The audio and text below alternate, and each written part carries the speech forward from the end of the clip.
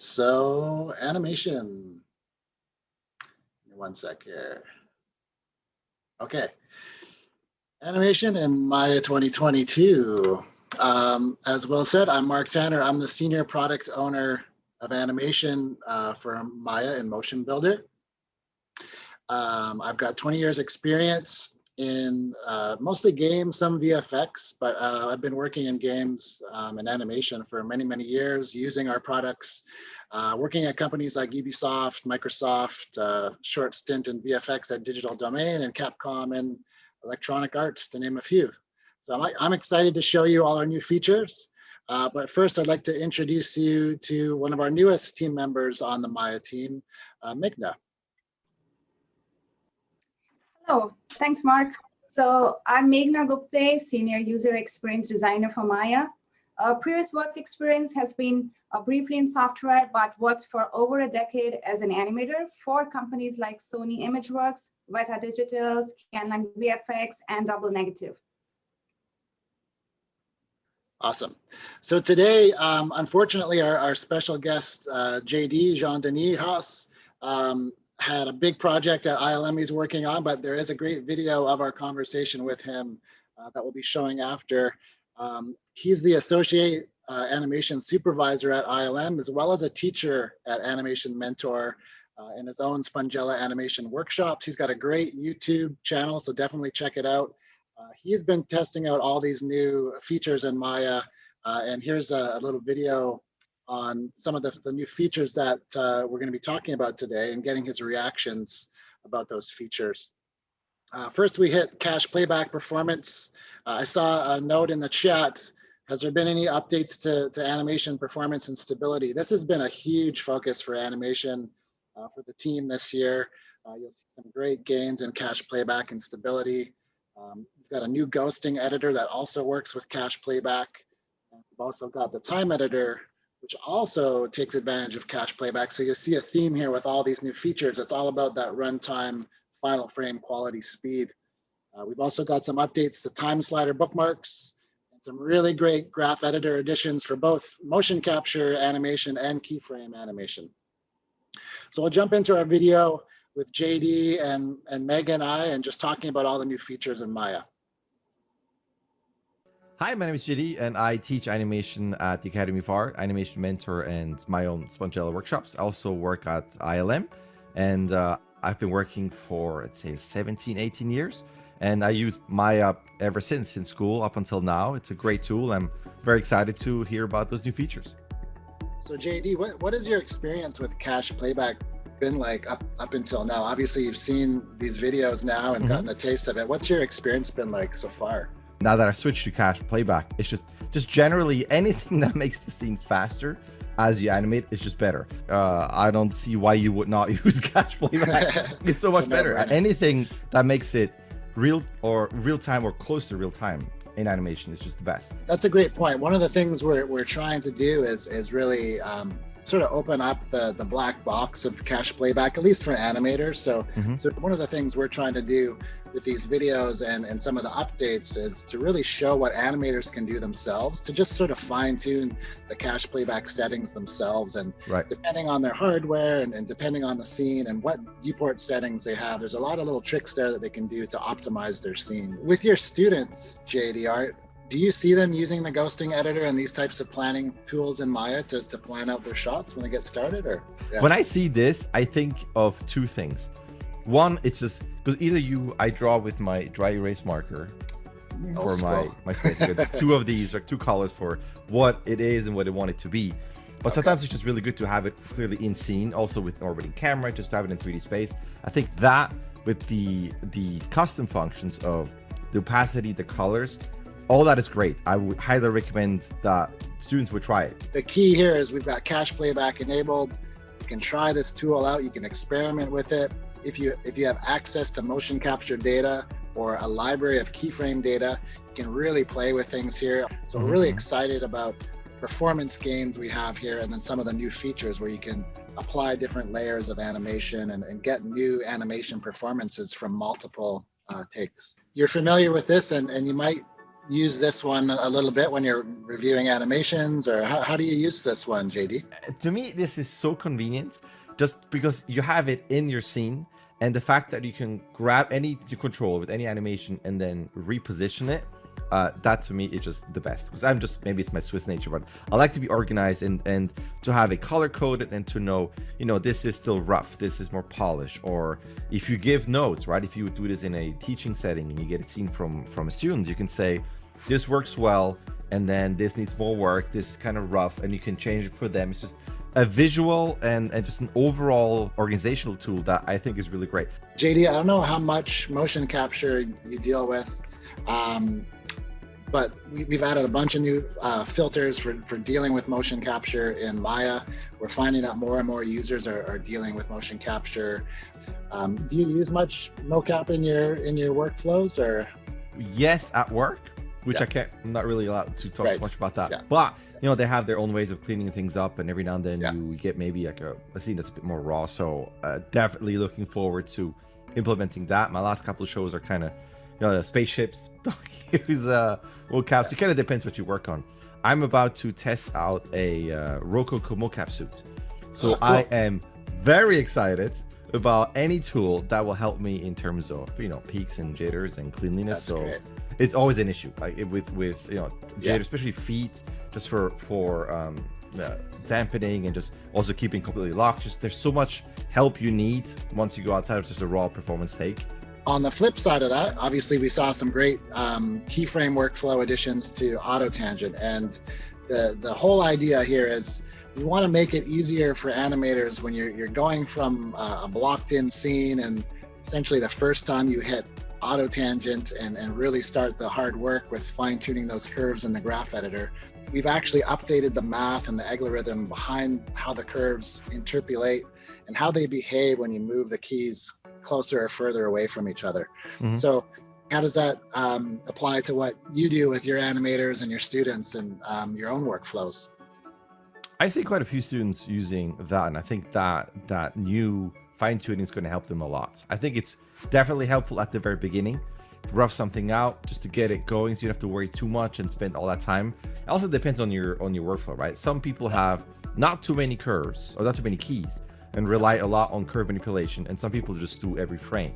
So I mean, again, will depend on your workflow. But I would definitely use it. I see students use it for sure as an initial start. I think it's great, and especially the new tweaks are making it a lot better. Yeah, that's exactly it. It's that starting point. The old math behind it wasn't giving you an appealing curve like right out of the start, which is causing a lot of extra time just sort of getting a normal auto tangent that you might expect as an animator. So you make a great point. It is the foundation. Of course, we have all the tools that are available to animators. You can break your tangents, you can weight your tangents, and really go nuts when you're fine tuning and polishing. But this should give you a good start and save you some time. All right.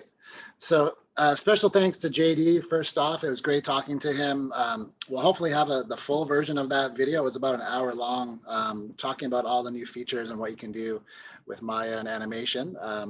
Also, shout out to Rococo. They actually supply all the mocap for some of the performance, as you can see in the GIF in the bottom right. So big thanks to them for some of the mocap data. So let's get into the details here. So again, powerful animation tools is the focus here. In Maya 2022, our latest animation toolset update helps users animate faster with continued focus on high performance and efficient workflows. We'll jump into a bunch of those workflows in detail. Meg will actually present some of them as well. We've got a new ghosting editor, which allows users to see spacing over time, look at some of the arcs of their animations, and essentially plan their animations right inside the work viewport, all with cache playback enabled, so you get that runtime frame rate. We've got significant improvements, as you saw, to the time editor.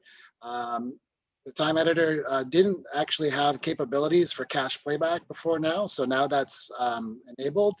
And we've also got some great layering and additive animation workflows that we're going to show you within the time editor for editing mocap or keyframe libraries. And then finally, we also have the great keyframe workflows improvements to how autotangent works. We've got 3 new autotangents, which we'll jump into. So number 1, cache playback. Again, I saw this in the chat. This is huge for animators. And so in Maya 2022, we've really sped up the performance for regular animation playback, but also for simulation and dynamics. And this was a continuation from Maya 2020, but also years prior. More and more studios are using cache playback in production, and we're getting a lot of great feedback. We're tackling hundreds of bugs and issues and improvements recently that go into the latest version of Maya.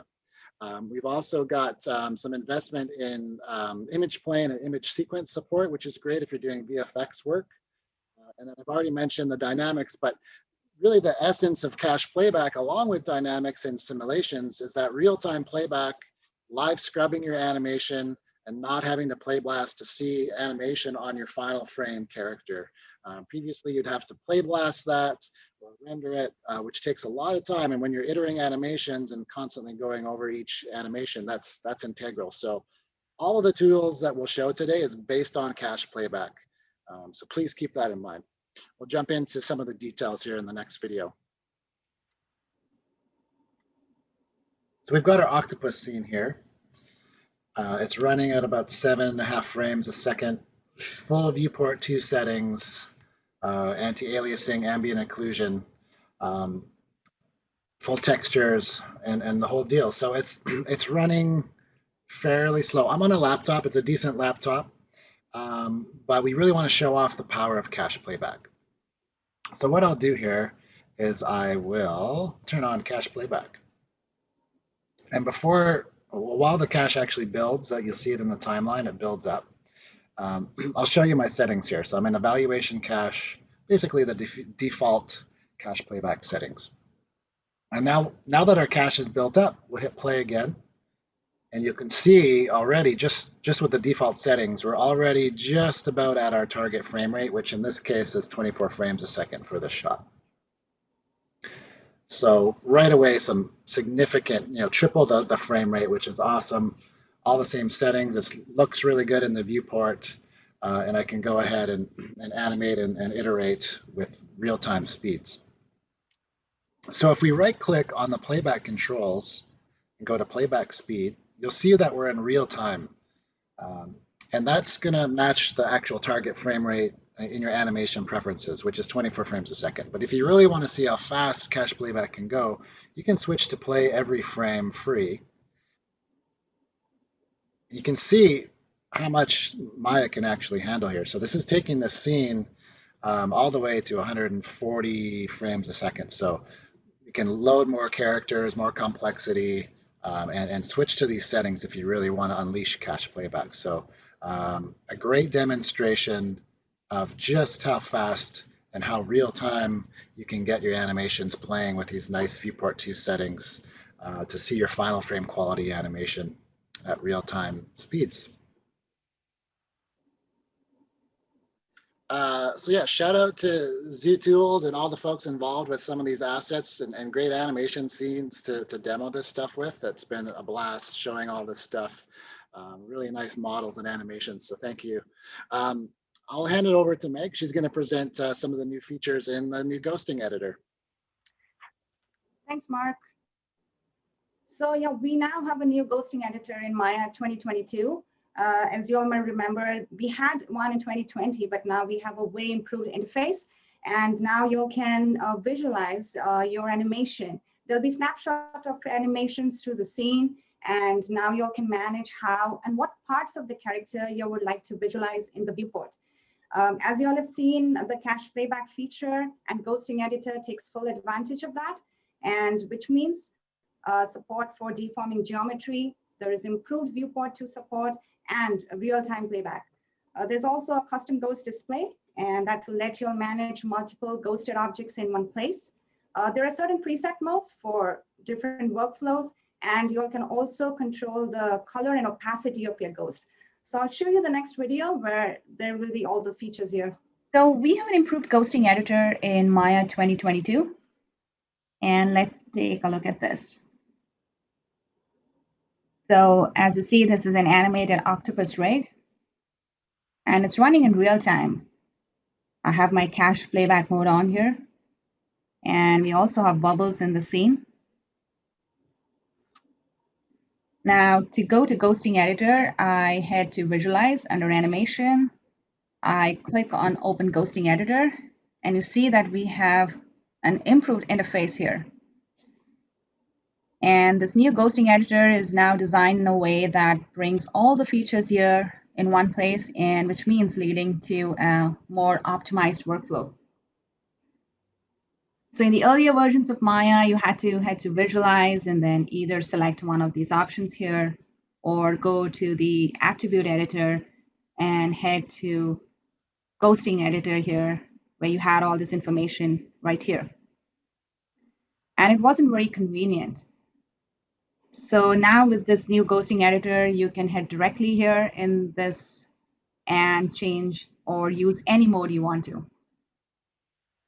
So now with the bubble selected, I have the top node selected here, and I have the include hierarchy selected, which means I don't need to individually go here and select the geometry. Now, when I create ghosts from selection, you can see that ghosts are created on frames before the current frame and on every frame.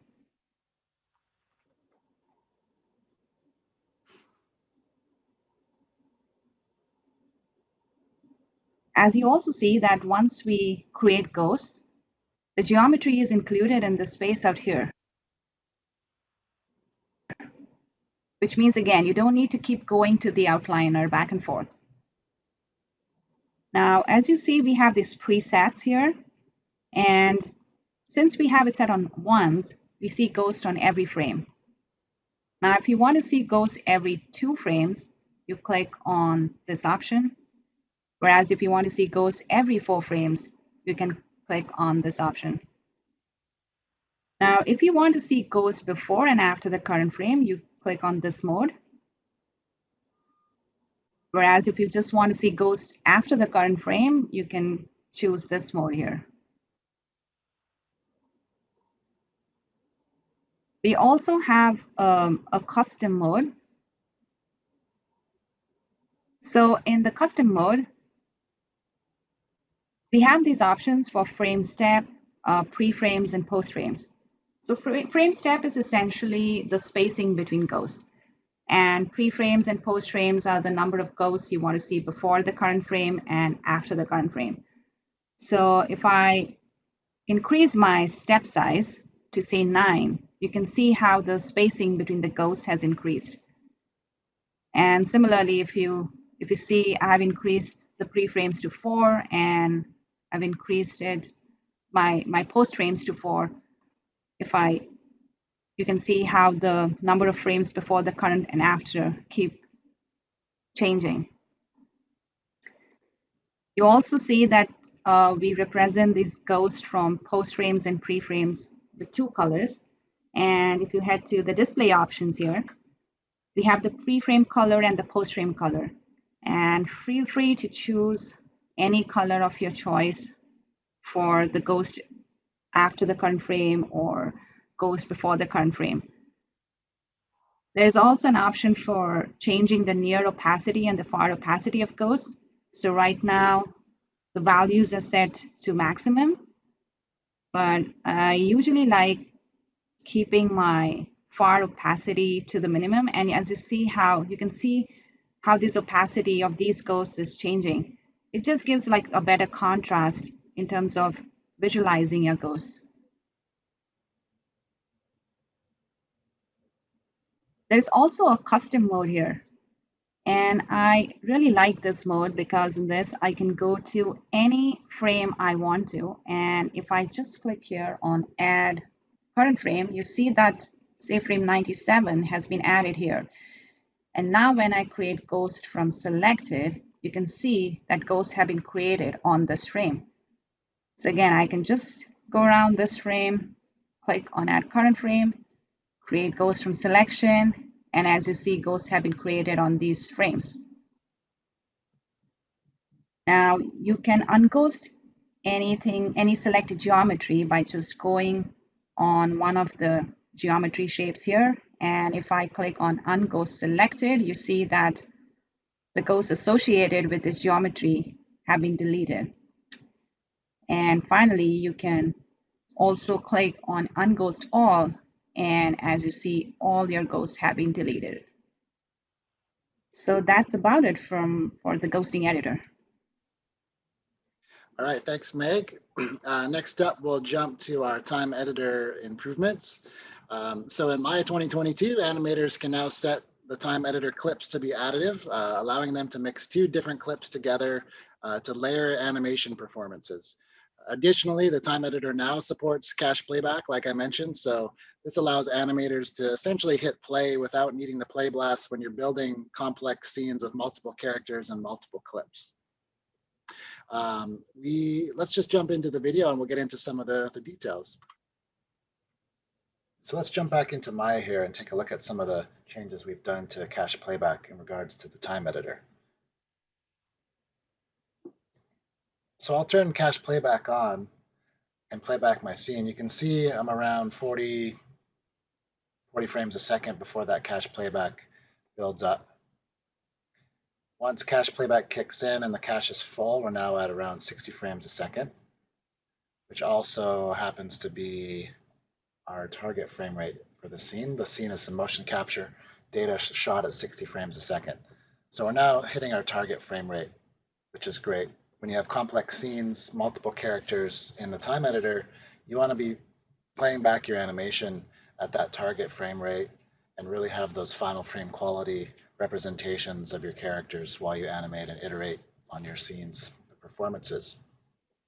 So let's play around with these cache playback settings here.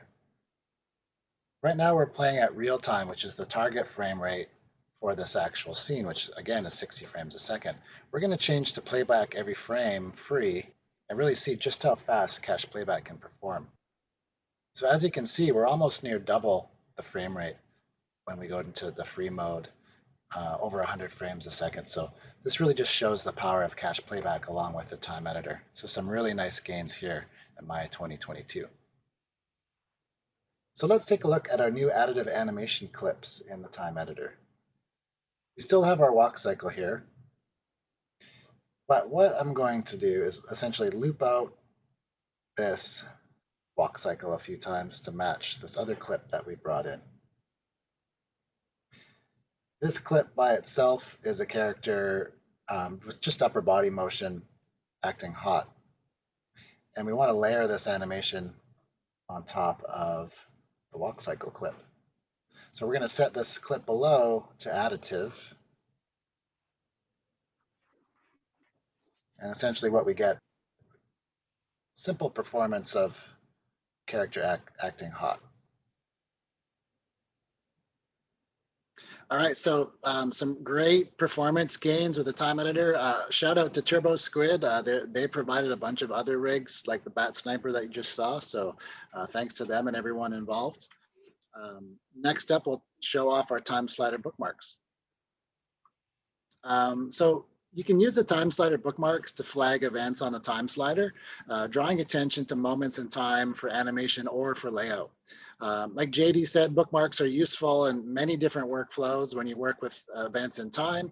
But in Maya 2022, we've added even more controls. So we've added some new hotkeys like interactive move and scale using control drag and move frames with bookmarks, which is control and double click. So essentially, instead of having to manually type in specific frames for your start and end, much like the time slider works, you can actually manually go in and drag those around.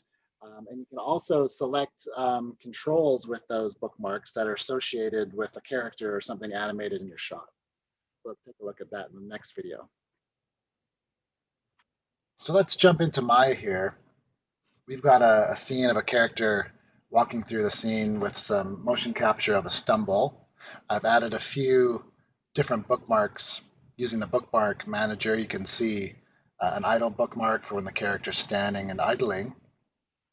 Then I've got this other section here, walk start, where the character starts walking. And then finally, I have the part where the character's stumbling, which might be the particular area I want to work on.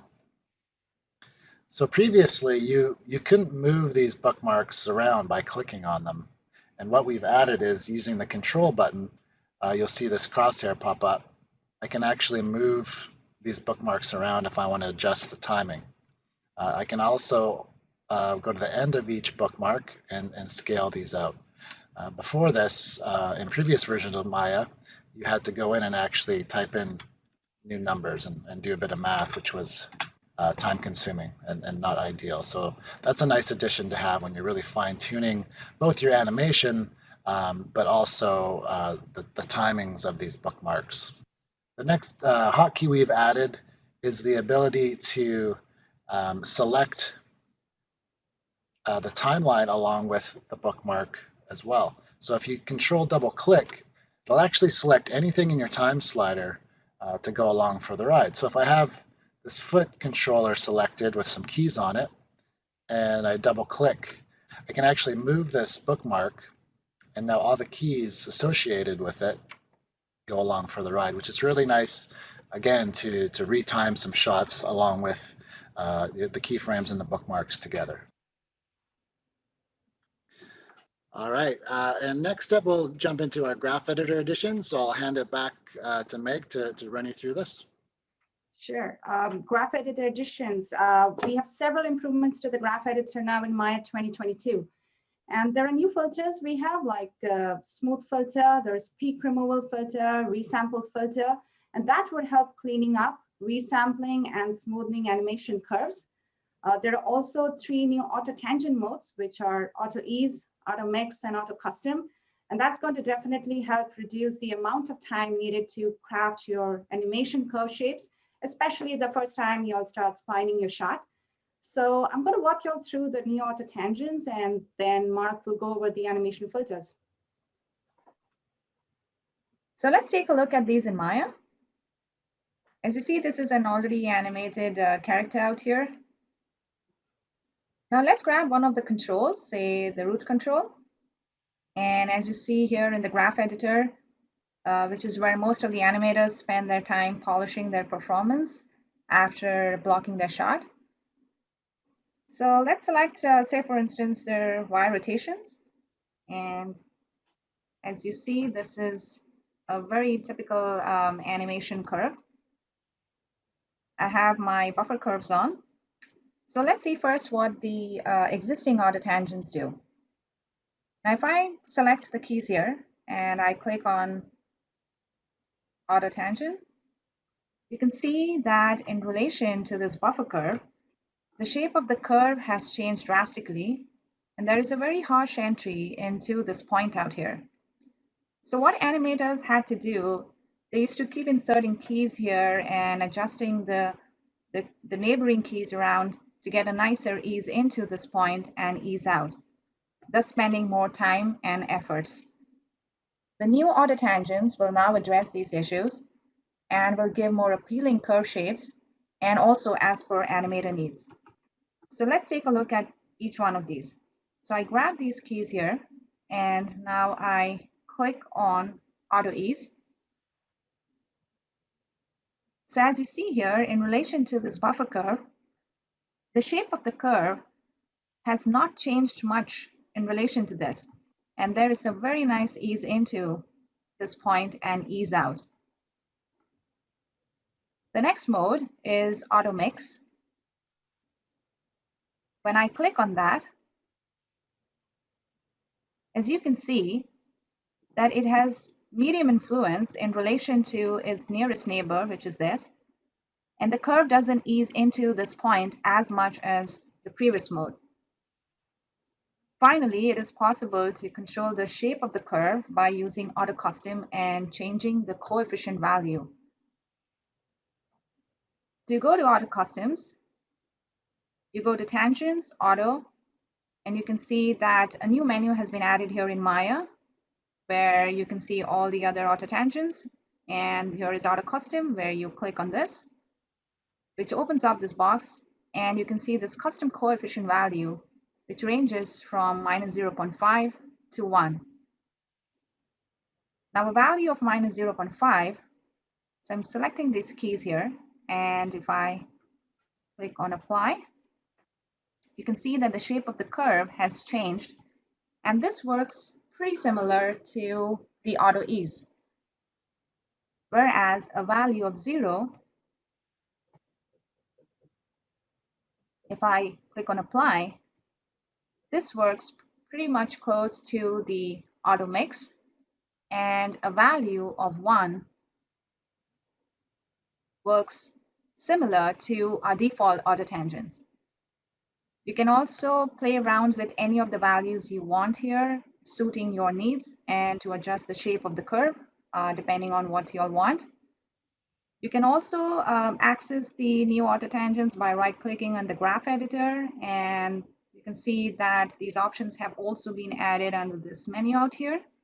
So we do hope that the new auto tangents will be a time saver, will help give more appealing curves and lead to a more efficient workflow.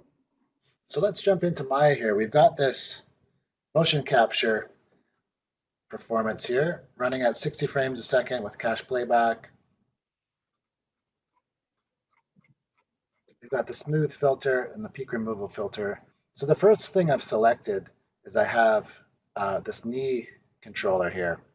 And you can see I've got some keys that are all peaked and messed up. So I'm going to use this peak removal filter on this first. So you can see it did a great job of removing those peaks that were here, essentially those jitters that you get quite often with motion capture. So let's try this knee here.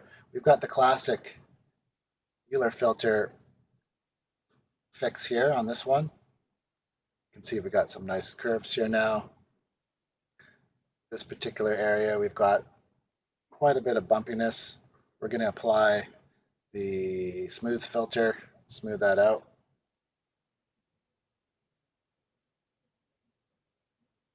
So let's grab one particular channel.